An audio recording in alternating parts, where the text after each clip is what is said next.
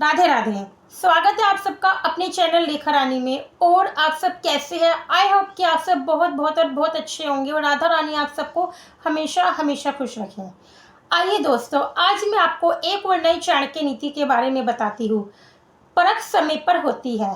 यानी यहाँ चाणक्य हमें बताते हैं कि अगर हमें किसी इंसान को परखना है कि वो इंसान हमारे लिए कितना अपना अपना है, कितना सच्चा है, कितना हमारा हितैषी है, यह जानना है तो उसकी परख हमें समय पर करनी चाहिए। कैसे?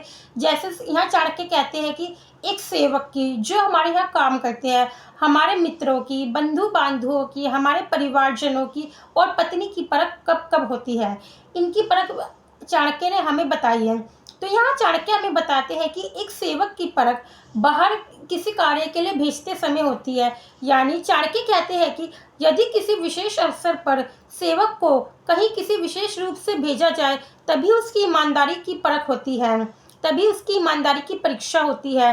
रोग या विपत्ति में ही सगे संबंधियों तथा मित्रों की परख होती है। जब हम पे कोई रोग आ जाए, जब हम बीमारी से ग्रस्त हो, और विपत्ति में जब हमें जैसे कहते हैं ना धन की आवश्यकता होती है, ऐसे में ही सगे संबंधियों तथा मित्रों की पहचान होती है। और गरीबी में, धन अभाव में जब हमारे पास से पैसा चला जाए, तो गरीबी में एक पत्नी की परीक्षा होती है। तो यहाँ चाणक्य ये भी बताते हैं कि एक दोहा सुनिए। आतुरे व्यसने प्राप्ते दुर्भिक्षे शत्रु संकटे राजद्वारे शमशाने च यतिष्ठति स बांधवा।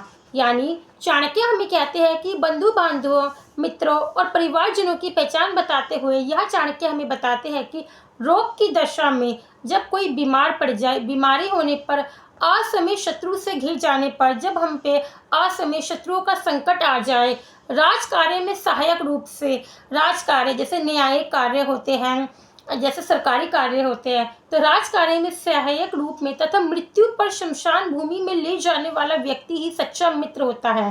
तो यहाँ हमें चाणक्य बताते हैं कि रोग के समय जब हम बीमार होते हैं तो हमें अपनों की ज़रूरत पड़ती है, कि हम देखते हैं कि कौन हमें देखने आ रहा है, कौन नहीं आ रहा, कौन हमसे मिल रहा है, कौन बीमारी में हमारा हालचाल पूछ रहा है। तो ऐसे समय पर हमारे मित्रों की और हमारे परिवारजनों की परख होती है। और इन लोगों की परख असमय शत्रु से घिर जाने पर, जब हमसे हमारे तरफ हम पे दुश्मनों का जब खतरा मंडराने लगता है, तो ऐसे में कौन हमारी तरफ से लड़ता है, कौन हमारा साथ देता है, ऐसे में भी हमारे परिवारजनों और मित्रों की परख होती है। और राजकीय कार्यों में, यानी जैसे सरकारी कार्य होते हैं, न्यायिक कार्य होते हैं, जिनमें हमें अपनों की बहुत ज़रूरत पड़ती है।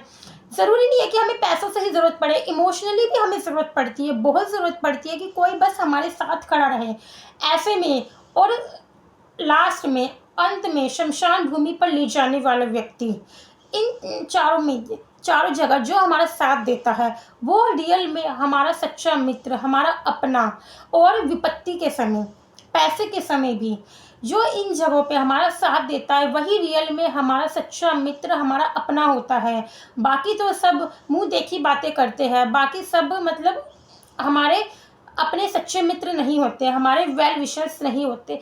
और पत्नी की परख यहाँ चाणक्य बताते हैं कि धन अभाव के समय, गरीबी के समय, जब हमारे पास से पैसा चला जाता है, यानी जब इंसान की नौकरी छूट जाए, बिजनेस में घाटा पड़ जाए, ऐसे समय पर ही एक पत्नी की परीक्षा होती है कि वो पत्नी कितना अपने पति का साथ देती है। तो बस चाणक्य यही बताते हैं कि परख समय पर ही होती है, ऐसे ही समय पर लोगों की परख करनी चाहिए। तो दोस्तों, आपको मेरी बताई हुई चाणक्य नीति कैसी लगती है, प्लीज़ आप कमेंट में ज़रूर बताइएगा। और अगर आपको मेरी वीडियोस अच्छी लगती हो तो इन्हें लाइक एंड मेरे चैनल को सब्सक्राइब ज़रूर करें। आपका एक सब्सक्राइब मेरा मोटिवेशन बहुत बहुत ज़्यादा बढ़ा देता है। तो दोस्तों, फिर मिलती हूँ एक नई और चाणक्य नीति के बारे में, एक और नए टॉपिक के बारे में। तब तक के लिए राधे राधे।